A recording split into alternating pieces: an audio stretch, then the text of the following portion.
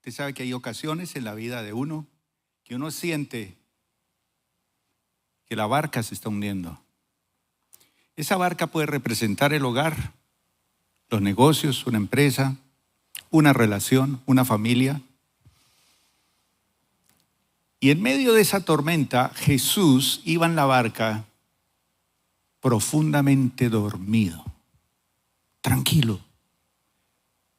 Los discípulos luchaban contra el viento, la tormenta, la lluvia, tirando esas velas, pero eso se iba cada día más y más hacia el fondo del mar. Entonces, van a Jesús y lo despiertan. Y Jesús se pone en pie en medio de la tormenta y extiende sus manos y le dice al mar: calla, enmudece. Calla, enmudece. Y al instante cesó el viento, cesó la lluvia, cesó la tormenta y se colocó una gran bonanza. Para los que han estado viajando en el mar, en barcos, nosotros por trabajar para el Señor en el Pacífico, tuvimos la oportunidad de viajar en esos barcos costaneros de madera, donde el agua va hasta el filito. Y a uno le dicen, ¿no? En caso de alguna situación, cójase de una tabla. Pero eso, cuando se pica el mar, es una cosa tremenda. Y uno sabe lo que significa eso. Y luego cuando hay esas bonanzas que uno va en medio del mar y una tranquilidad, ese barco tranquilo, tranquilo, tranquilo, pues uno en la vida igualmente se da cuenta cuando las cosas van bien, tranquilas, pero también cuando hay esos momentos difíciles. Pues el tema que quiero tratar hoy es: calla, enmudece.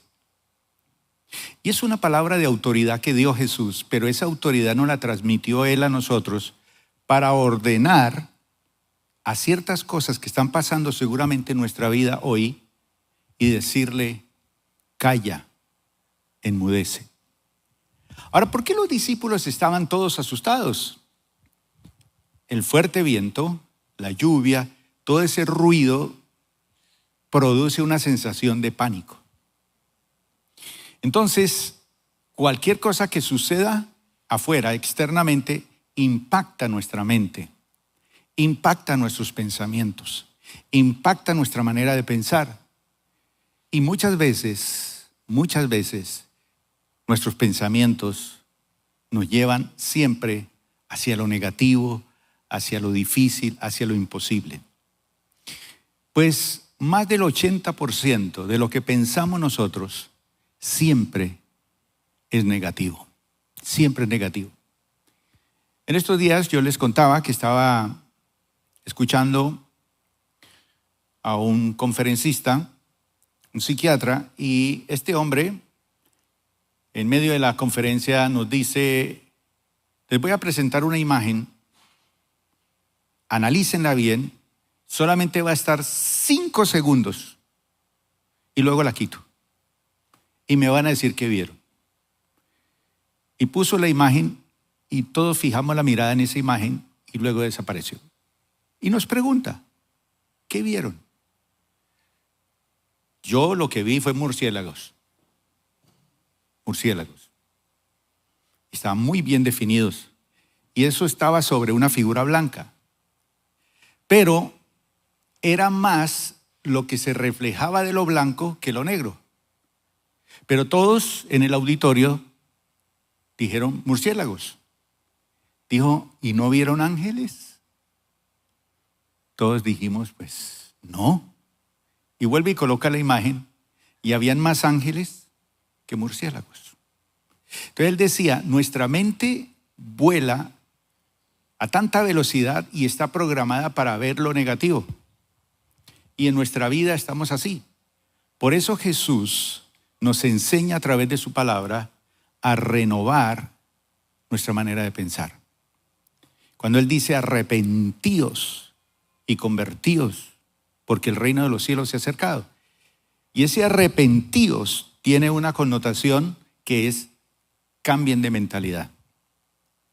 Porque estamos programados. la vida, las circunstancias, la familia, nuestros padres, como nos enseñaron, luego los maestros. Y hoy en día sabemos, por los estudios de organizaciones muy precisas, que es muy mínimo lo que realmente logran el éxito en el mundo las personas que son muy preparadas. La mayoría de ellas están trabajando para el 80 y pico %, que es gente que solamente son inteligentes emocionalmente.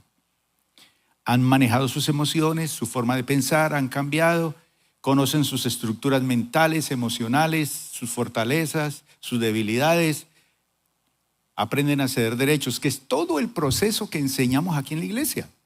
Lo que pasa es que invitamos a las personas para que vayan al encuentro, porque en el encuentro comienza ese proceso maravilloso de cambio, de transformación, de sanidad. Pero luego les enseñamos a tomar decisiones en eso. Pues bien, yo quisiera introducir el tema de hoy haciendo una pregunta. ¿Qué tienen en común dos espías hebreos? En estos días estamos viendo el pueblo de Israel en guerra, y a propósito hay que estar orando por esa situación en el Medio Oriente. Es una situación delicada. Dos espías de Israel, cuando van a tomar posesión de la tierra,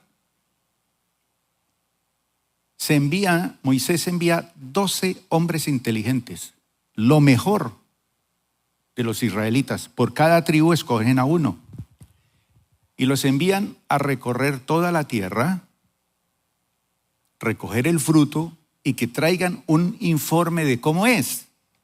Bueno, ellos sabían que tenían que entrar, pelear, luchar, enfrentar dificultades, porque sí, la tierra está allí, pero hay que tomarla.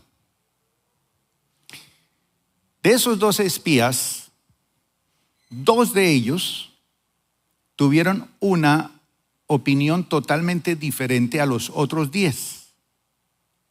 Pero los 10 desanimaron al pueblo. Entonces la mayoría ganó. Y alguien podría decir, como lo he dicho muchas veces, que la voz del pueblo es la voz de Dios. Eso dice la gente. Pero la voz del pueblo es la voz del pueblo. La voz de Dios es la voz de Dios. Es totalmente diferente. Pero la mayoría ganó. Dijeron, eso se puso difícil, eso no se puede tomar, eso no se puede. Hay gigantes, hay murallas, hay guerreros. Sí, y trajeron frutos, uvas, granadas, comida, pero era gigante, una tierra como Dios la había prometido, leche y miel. Pero ¿qué tienen en común esos espías con un tipo sencillo, pastor de ovejas, el menor de la familia, que estaba por allá al cuidado de las ovejas de su padre, en una montaña, cuidándolas de lobos feroces, de leones, de osos? Y en esas noches, cuidando sus ovejas, las ovejas de su padre, él tenía un instrumento musical que tocaba y componía las canciones más hermosas en la soledad.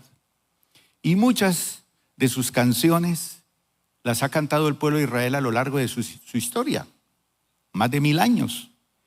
Y hoy en día la iglesia del Señor utiliza mucho de sus salmos en canciones.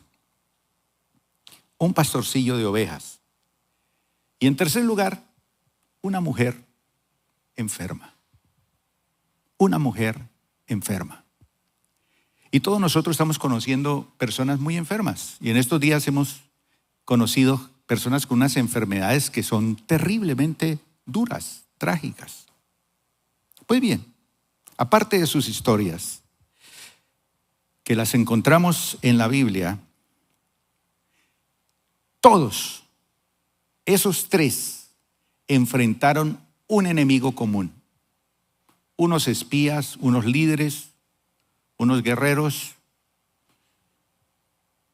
un pastorcito del campo, sencillo, y una mujer enferma. Los tres se enfrentaron a un enemigo formidable. Y a lo mejor usted y yo tenemos ese enemigo.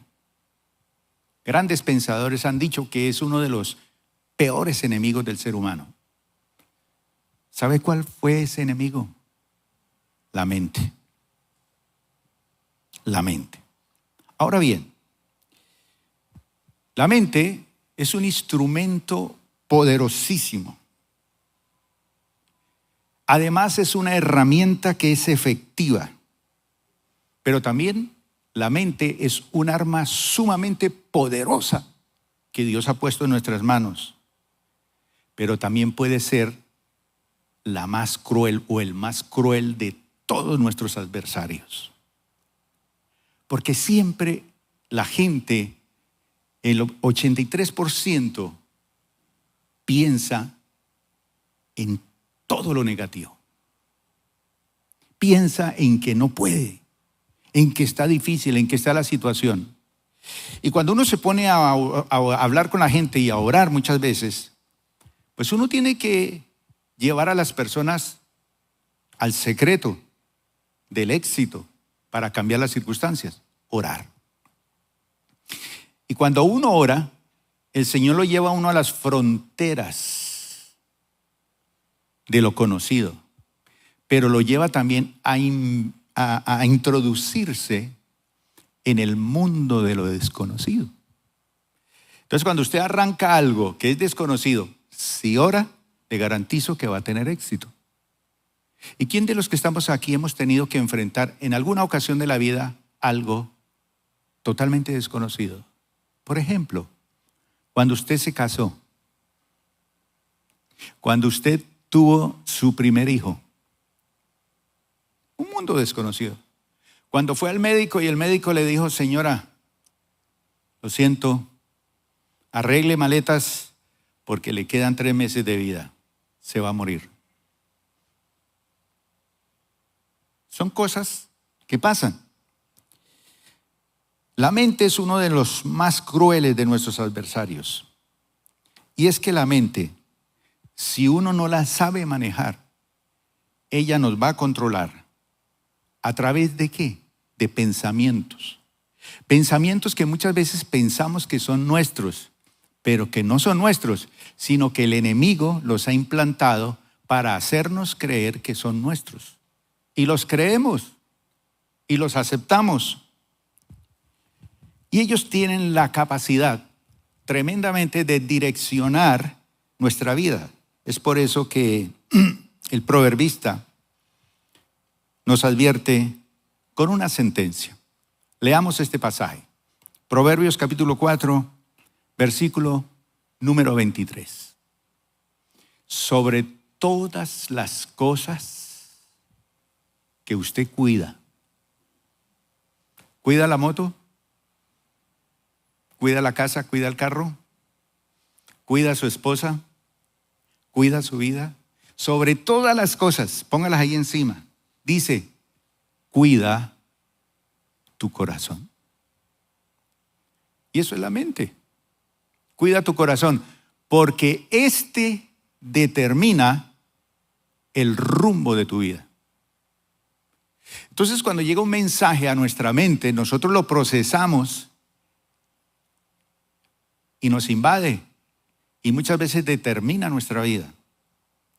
Sobre todas las cosas, cuida tu mente, porque ella es la fuente de la vida. En otras palabras, palabras sencillas, disciplina lo que piensas. Y uno crece espiritualmente en la vida cristiana cuando uno empieza a aprender a disciplinar lo que piensa. No es fácil, no es fácil. Ahora, si usted no lee la palabra de Dios, por eso aquí en la iglesia insistimos en el devocional. Aquí, ahorita en el mes de noviembre ya sale el devocional del otro año. Y allí está la lectura de la Biblia de una forma cronológica. y le decimos, escriba allí, ¿qué le habló Dios? ¿Qué cree acerca de este pasaje? ¿Y qué va a poner en práctica? Sencillo, escribe eso y ya, y ora. Entonces, cuando uno lee la palabra de Dios, uno tiene que leer la Biblia, porque la Biblia es la palabra de Dios. Pero la Biblia hay que leerla hasta oír la voz de Dios. Porque usted puede estar leyendo y estar pensando en las cuentas que tiene que pagar en el banco. Usted puede leer y estar pensando en muchas cosas. Y no se concentra, pero cuando usted lee y subraya y resalta, inclusive si usted es perezoso para leer, ponga la Biblia en audio y ella solita le va leyendo. Yo me quedo 10, 15 minutos y leo todo un libro de Romanos, el libro del profeta Ezequiel, leo, escucho. Y mientras escucho, wow, llegan cosas. Entonces, empezamos a tomar autoridad espiritual para tomar nuestros pensamientos y cambiarlos, esos pensamientos falsos, llevarlos cautivos e implantar la palabra de Dios. Entonces, si leemos la palabra de Dios, es muy fácil que empecemos a modificar nuestra manera de pensar. Pero si no leemos la Biblia, leemos revistas, leemos periódicos, leemos redes sociales, cosas, pero bien. Vamos a ver entonces esta historia de estos personajes. Por allá en el libro de Números, capítulo 13, hasta el capítulo 14, habla de dos espías que creyeron una cosa, que podían conquistar. ¿Quién de ustedes se está introduciendo en una nueva responsabilidad, en un nuevo proyecto de su vida, que hay voces que le dicen, usted no lo va a lograr, no lo va a conquistar? Porque es que usted ya lo ha hecho 3 veces y 3 veces ha fracasado. La palabra del Señor dice que el justo inclusive puede caer 7 veces y 7 veces será levantado. Pero el que no conoce la palabra de Dios, con un solo golpecito, empieza a cantar, de este golpe no me voy a levantar. ¿Conocen ese coro? ¿Por ahí? ¿Cuáles fueron esos 2 espías que creyeron? Se trata de Josué y Caleb. Moisés los envía a explorar Canaán. No la conocen. Es totalmente desconocida esa tierra para ellos. Ya han pasado 40 años en el desierto. Una travesía que demoraba unas 2, 3 semanas. Ellos llegan al borde y los mandan a revisar y duran 40 días revisando esa tierra. Regresan y dice que estos 12 fueron comisionados, la recorrieron de norte a sur, de este a oeste, y retornan a sus hermanos que esperaban con una expectación tremenda, porque dependiendo del informe iban a tomar decisiones. Sin embargo, 10 de esos espías entregaron un reporte que era lapidante, es decir, muerte, lleno de unas aristas pesimistas, aunque reales. Ojo con esto, eran reales, pero su informe, su reporte está lleno de esas aristas. En cambio, Josué y Caleb vieron la misma realidad que vieron los otros 10. ¿Qué vieron? Dice la Biblia que vieron gigantes. ¿Y quién se atreve a pelear con un gigante? No es fácil. Dice que habían fieros ejércitos. Empezaron a notar las ciudades, los pueblos, con unos ejércitos bien establecidos, bien organizados. Las ciudades totalmente amuralladas, no había por dónde entrar. No había por dónde entrar. Entonces, deciden estos dos animar al pueblo de Dios con palabras como las siguientes. Sí es cierto lo que dicen los 10. Hay gigantes, hay fieros guerreros, hay problemas, hay dificultades, hay esto, hay esto, hay esto. Más podremos nosotros que ellos. Porque el Señor está con nosotros. Porque la palabra de Dios dice que Él es con nosotros. Y Él nos va a dar la victoria. Más podremos nosotros que ellos. Inclusive, dijeron, vamos a comérnoslos como comer pan. Mis hermanos, levanten la mano los que les gusta comer pan. No es tan bueno, pero de vez en cuando. ¿Cómo se come un pan? Yo he visto a Josué con unos panes así, que llega a la panadería con Coca-Cola. Dios creó las verduras, pero el diablo dijo a tomar Coca-Cola. Y fue así. Los comeremos como pan, como pan. Fácil. Ahora la pregunta es, ¿qué pasa con estos dos que vieron cosas que los otros 10 no vieron? ¿Cuál fue la clave? Ellos tomaron una decisión. Decidieron callar los pensamientos de derrota que vieron en sus mentes. Es usted el que tiene que tomar la decisión. Hablaba yo con una señora en estos días y le decía, es usted la que tiene que sacar esos demonios de su vida, porque usted tiene autoridad en el nombre de Jesús. No es que yo quiero que usted me lo saque, no, usted. Y si no sale, la sacamos con estuche y todo, pero los demonios tienen que salir. Y resulta que estos dos, que ven la misma realidad de los otros 10, reemplazan por pensamientos de victoria en la palabra de Dios. En la palabra de Dios.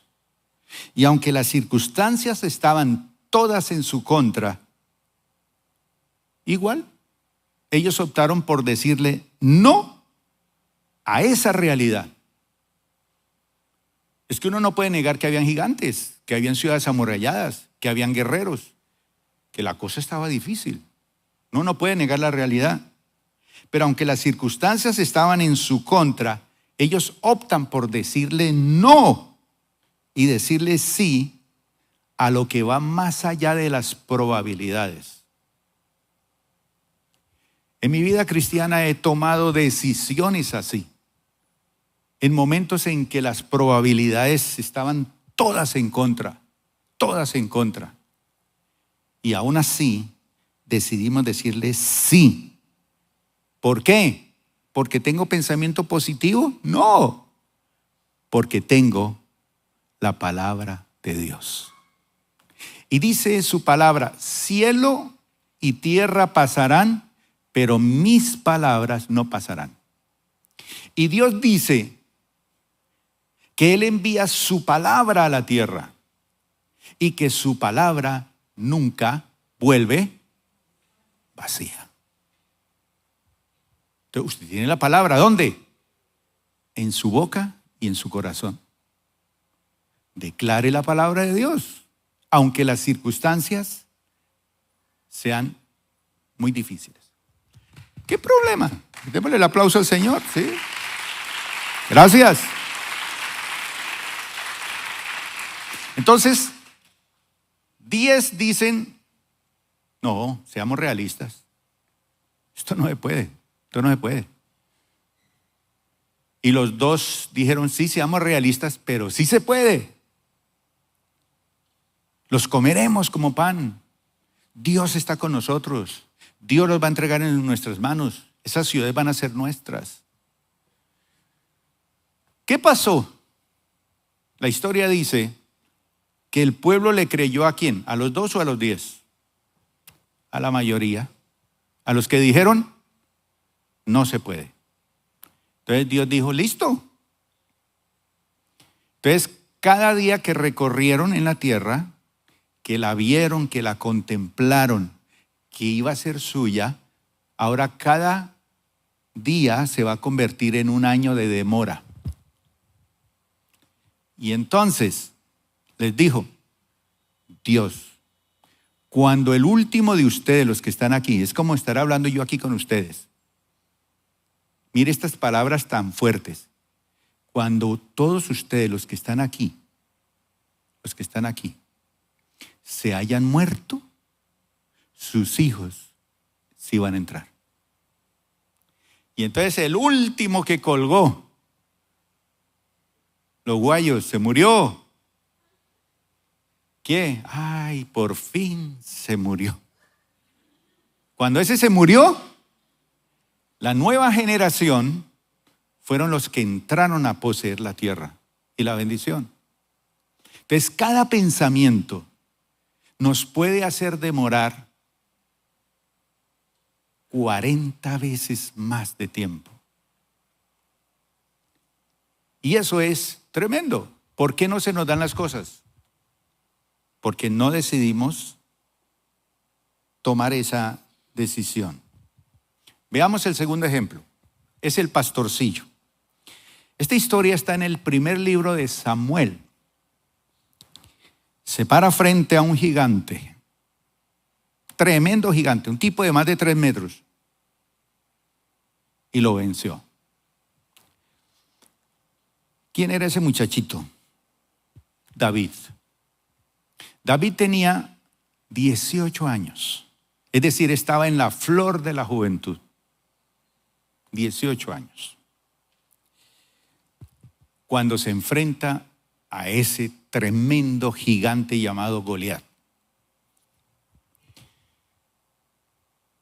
Este Goliat era un mercenario filisteo, tipo entrenado para el combate. Y el tipo estaba entrenado para el combate cuerpo a cuerpo. Eso es cara a cara. Un entrenamiento, y el que se metía con él, pues lo volvía trizas. Dice la Biblia que medía más o menos unos 3 metros de altura. Como jugadores de básquet, ¿no? Así que era imponente el tipo. Además de su estatura, dice la Biblia que tenía ese tipo una armadura tremenda. Según lo que dice la Escritura, era una armadura de última generación. Usted sabe que las naciones poderosas del mundo tienen armamento sofisticado y por ahí dejan ver algunas cosas que van sacando. Y cuando sale un avión o un arma de última generación, pues sacan lo anterior. Pero hay armamento de última generación que es impresionante. Entonces ya no es necesario mandar al muchacho allá al monte. Ya mandan un dron y con una precisión le cae allá en la taza del baño donde usted está la bomba. Lo vuelve 1000 pedazos, lo mata. En estos días mataron al líder de Hezbollah. Lo volaron en 1000 pedazos. Armamento sofisticado con una precisión. Una precisión. Pues este hombre tenía esa armadura, era un titán de esa última generación. Por lo que las probabilidades de que un peladito de 18 años pudiera derrotar a Goliat, dicen las estadísticas que las probabilidades eran para que usted apueste, ¿no? 1000-1. O sea, la apuesta estaba así. 1000-1. ¿Quién gana? Goliat, Goliat, Goliat. Y todo el mundo votaba por Goliat. En nuestra vida, nuestras decisiones que vamos a tomar, ¿cómo están las apuestas? Posiblemente 1000-1. Todos dicen, el gigante, el gigante, el gigante, el gigante. ¿Para qué se meten en eso? Usted nunca va a poder. Sin embargo, este pastor de ovejas ¿Cómo logró esta victoria? Con una piedra y una honda. Ya sabemos lo que hizo. Se le incrustó en el centro de la cabeza. Cayó y con la misma espada de él le cortó la cabeza. ¿Cómo fue esto posible? ¿Es que David era muy experto en la honda? Seguramente sí. Es que David, dice el relato bíblico, que decidió confiar en aquel que favorece a quienes dan el paso de fe en pensar o a pesar de tener todo en contra. 1000-1. ¿Quién se mete en un negocio? 1000-1. 1000 le dicen, va a perder, va a perder, va a perder, va a fracasar. No se meta ahí, no se meta ahí, no se mete. Por allá uno le dice, no, hágale. Usted mira 1000, mira 1. Y eso fue lo que ocurrió. Dice la Biblia que en la esfera celestial ocurrió algo en la vida de David, y es que él se sobrepuso a una realidad. Y eso de sobreponernos tiene que ver con lo que queremos que hoy el Espíritu Santo nos lleve a esos niveles. Dice que David cerró sus oídos a los pensamientos de miedo. Dice la Biblia que Goliat todos los días, durante 40 días, iba al frente de batalla, a la línea, y decía, ustedes son unos hijos del diablo, y los maldecía. Y hay alguno aquí valiente que venga y pelee conmigo. Y volvía, insultaba y se volvía a esconder. Volvía y salía. Así es los gigantes de nuestra vida. Todos los días salen y nos dicen que usted no puede. Venga, pelee conmigo. Y cuando apareció el muchachito, ¿qué le dijo? ¿Quién cree usted que soy yo? ¿Un perro? Para que venga con palos y piedras a pelear conmigo. Yo soy un guerrero. Y David le dice, mire, usted viene con espada, con lanza, con jabalina, con armadura de última generación. Yo vengo contra ti en el nombre del Señor de los ejércitos. Era su meditación. Mi corazón y mi carne cantan al Dios vivo. Él cantaba lo que sentía, lo que creía. El Señor es mi pastor, nada me faltará. Eso hace un hombre de alabanza y de adoración. Hace viva la palabra de Dios en su vida. 40 días ese hombre ya estaba acostumbrado a intimidar. Y es que una palabra se la repiten y se la repiten y se la repiten. Y si son pensamientos nuestros, y el diablo también pone pensamientos, entonces los creemos. David vio su realidad. ¿Qué vio? Él vio un gigante armado. ¿Qué está viendo usted en las decisiones que está tomando en estos momentos? Un gigante armado hasta los dientes. Claro que sí. Durante 40 días, este hombre profiere palabras intimidatorias, duras, difíciles. Pero aún así, David decide entrar. Y este joven acalló su mente y siguió su corazón centrado en la palabra de Dios. Esa Biblia que usted tiene, hermano, es un manual poderosísimo. Usted lo lee, ora lo que lee, cree lo que lee, habla lo que lee, proclama lo que dice la palabra de Dios sobre sus circunstancias, y aunque vea lo que vea, es más grande el Dios que está con usted que ese gigante que está ahí azarándole. Pero es usted el que tiene que decirle a ese gigante que te habla todos los días, calla, enmudece. Es usted el que tiene que decirle a esos informes negativos, cállense, enmudezcan. Y el tercer ejemplo que quiero mencionar hoy está en Lucas capítulo 8, del verso 43 al 48. Es la historia de una mujer que se abrió paso entre una multitud y fue sanada.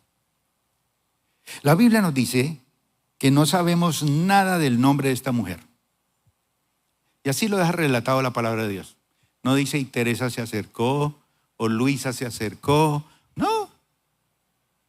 No tiene importancia. Una mujer, para decir que no se necesita nombre, ni título, ni razón social para hacer lo que uno tiene que hacer para abrirse paso y obtener la sanidad financiera, física, espiritual, familiar, ministerial. No sabemos el nombre de esta mujer, pero sí sabemos que padecía de un sangrado desde hacía 12 años.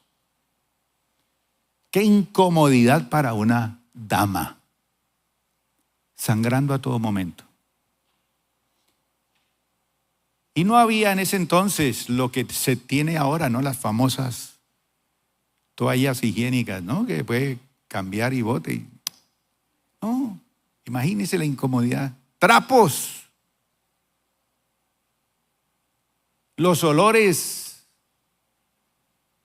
Horrible. El profeta dijo que nosotros somos como trapos de inmundicia ante los ojos de Dios sin arrepentirnos. Así es el hombre en su pecado, como trapo de inmundicia. Y se está refiriendo a trapos así. Es que los seres humanos somos así, malolientes. Yo no sé cuántos de ustedes se deleitan con esas películas de por allá del siglo XVI, Palacio de Versalles. Algunos de ustedes han conocido el Palacio de Versalles allí en Francia, palacios en Alemania, palacios en Inglaterra, palacios famosos. Y ustedes ven esas películas hermosas, mujeres con unos vestidos espectaculares, sus príncipes. Pues ellos tenían la concepción en ese tiempo de que bañarse era malo, porque destapar los poros era abrirlos para que entrara el diablo, la enfermedad.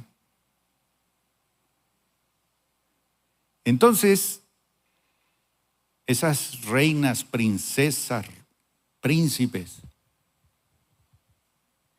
para aquellos que entraban a sus habitaciones, a sus lugares cerca del servicio, tenían que taparse en la nariz,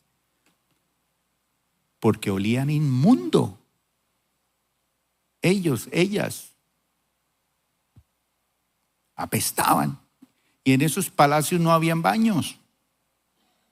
Entonces estaban en un salón como esto lleno de lámparas y lujos y estaban bailando allí con la música y todo. Y le daban ganas de hacer del cuerpo, lo hacía ahí. Y seguían bailando. Porque había alguien que tenía que recoger y botar. Lo botaban por la ventana porque no había alcantarilla ni nada. Da asco eso, ¿verdad? Y usted queriendo un príncipe azul como esos.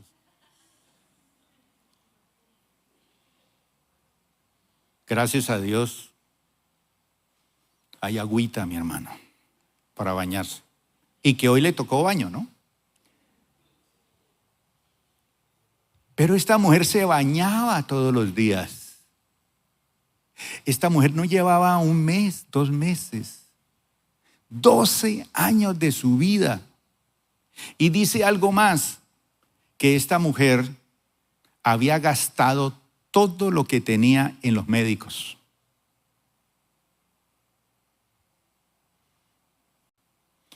Yo estaba sentado en un consultorio allí, esperando que me atendiera el médico, cuando sale una hermana de la iglesia, que la atendió el mismo médico, llorando. Y yo le dije, hermana, ¿qué pasó? Me dice, pastor, y me abrazó. Me voy a morir. Es que el médico me dijo que tengo cáncer y que me quedan 30 días. Hermana, eso lo dice él. porque él ve una realidad como médico. Pero ¿qué dice la palabra de Dios? No, pastor, yo me voy a morir. Pues se murió antes del mes. Pero llevaba años con ese cáncer. Fue que le dijeran que tenía cáncer y se murió. Los pensamientos. Y se murió una linda hermana que conocí. Entonces dice la Biblia que esta mujer había gastado todos sus bienes buscando sanidad sin resultados. Y yo sí que conozco gente así, que ha gastado todo lo que tiene buscando sanidad. Buscando sanidad. Y uno queda impresionado. Ayer me subí a un taxi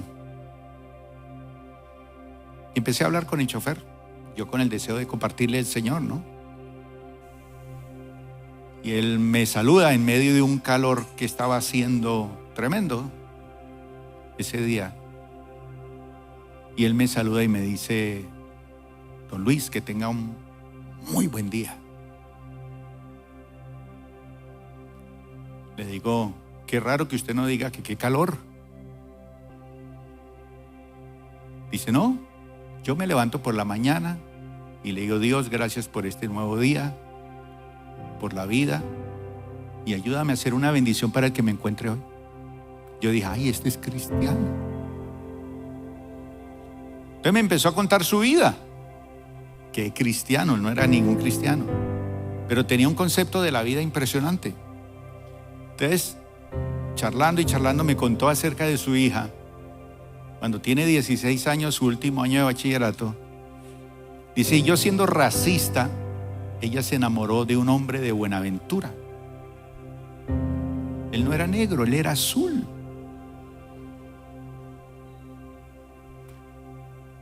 Y un día me dice: papá, es que me siento enferma. Entonces él pidió una cita y todo, y dijo, una cita, y le dice a ella: quiero que me acompañe porque voy a una cita médica. Papá, está enfermo, ¿qué le pasó? Le dice: no, es que la cita no es para mí, la cita es para usted. Y ella se puso a llorar y le dijo: es que estoy en embarazo, último año de bachillerato. Entonces toda la familia, pues en un caso de esos, pues interviene, ¿no? Y él no haya qué hacer. Entonces él se le acerca a un hombre y le dice: es uno de la familia,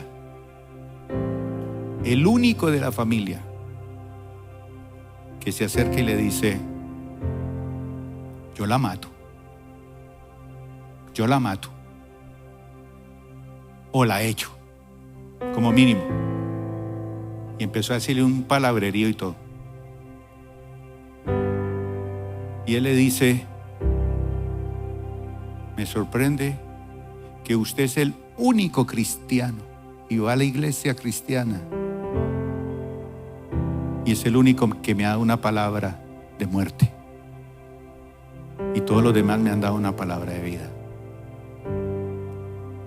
Y yo le dije a mi muchacha: vamos a salir adelante. Y la apoyó. Y así me contó su vida. Y yo dentro de mí: ¿no? ¿Y ahora cómo le hablo de Cristo? El único que era cristiano de la familia le dice que la mate. Gente que ve realidades, ¿no? Son duras. Pero este hombre decide ser bendición. Entonces yo vi que su deseo es bendecir y habla bien, y a pesar de las circunstancias y a pesar de los problemas. Yo le dije: ¿sabe qué? Usted es un hombre de bendición. Lo único que le quiero decir: ¿usted sabe dónde me recogió? Sí, ahí en el Teatro San Fernando. Le dije: ahí es una iglesia cristiana y yo asisto allí. Yo no le dije que era el pastor. Si quiere ir, lo invito. Y él me dijo: ¿sabe qué? De pronto voy.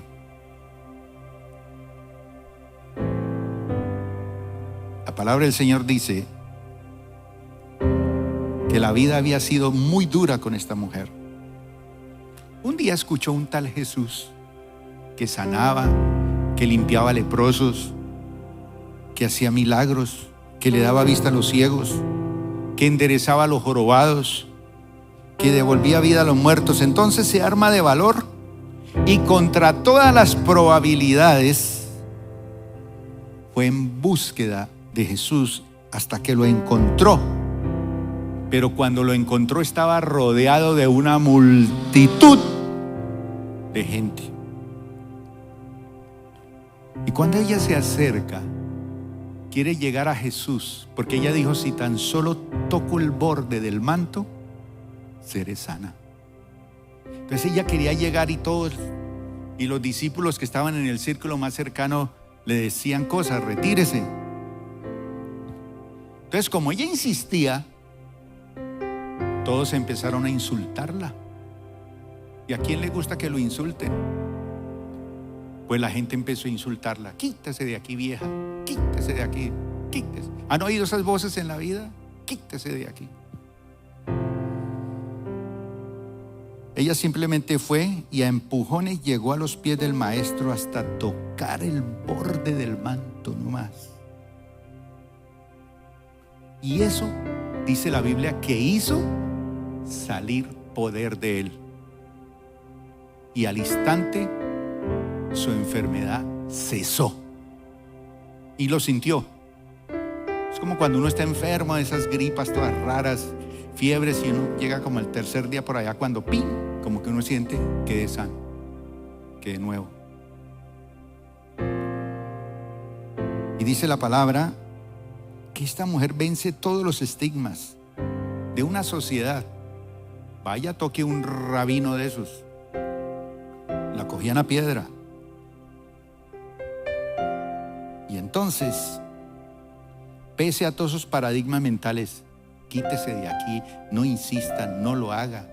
Voces que le dicen a uno: no ore, no ayune, no lea la palabra de Dios, no vaya a la iglesia, no busque a Dios, no haga eso. Ella derrotó ese pensamiento de muerte de 12 años.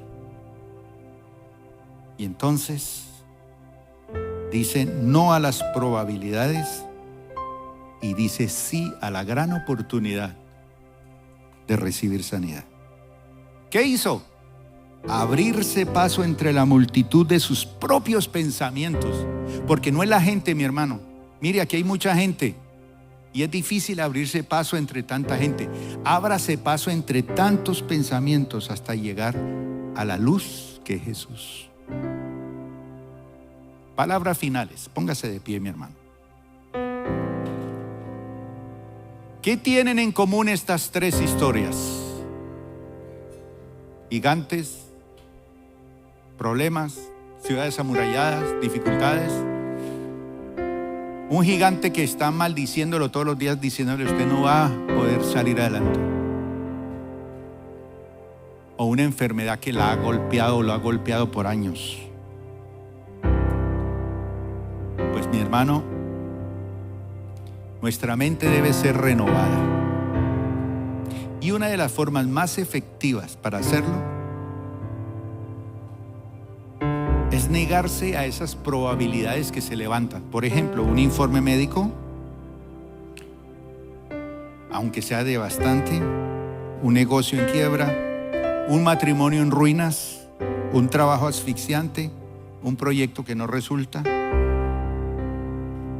Sí, esas son realidades. Tome todo eso con mesura y sano equilibrio. Y escuche esto: el 85% de lo que pensamos es negativo. Dígale no a las probabilidades. Cuando usted le diga no a esas probabilidades, es que ¿para qué insiste? Cuando usted le dice no a esas probabilidades, eso se convierte en el bálsamo que refresca para sanar su alma herida. Vamos a creer en la palabra, vamos a creer en lo que Él dice, vamos a orar, sí. Cuando usted esté en los momentos más difíciles, tómese con su esposa, con su esposo y vamos a orar. El informe más negativo de su hija, de su hijo, ore. Proverbios 3:5 dice: confía en el Señor. ¿Con qué? todo tu corazón, toda tu mente, y no dependas de tu propio entendimiento.